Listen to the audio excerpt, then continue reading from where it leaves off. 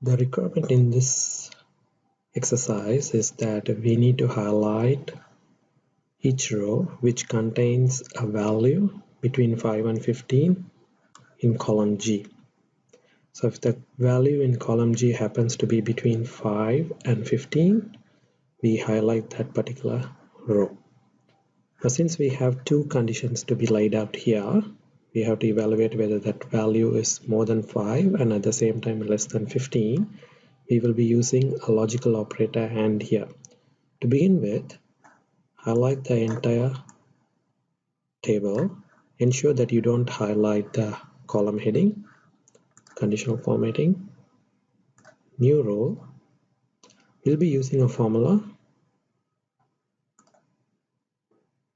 over here. Start with the logical operator AND, open a bracket, select the first cell that is going to be used for the comparison. So that is the one that contains 48 as the value, which happens to be G6.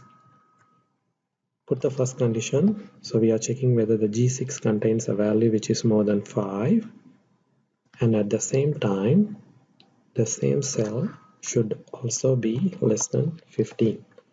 So we combine it here by ensuring that G6 contains a value which is more than 5 and less than 15. Now if you look at this, the way that G6 has been put in this formula, which goes as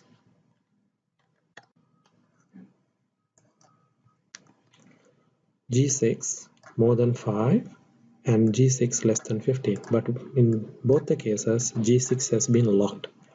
But as you can see, in order to verify whether the second row has to be highlighted, the row where Ben is in has to be highlighted, we need to refer to this cell to determine whether that row needs to be highlighted or not, which is available in G7, and then the next row is in G8. So we get rid of the dollar in front of 6 to release that in a way that it can traverse in the same column G, but into different rows. So this is the formula that we put in here. Select a formatting style.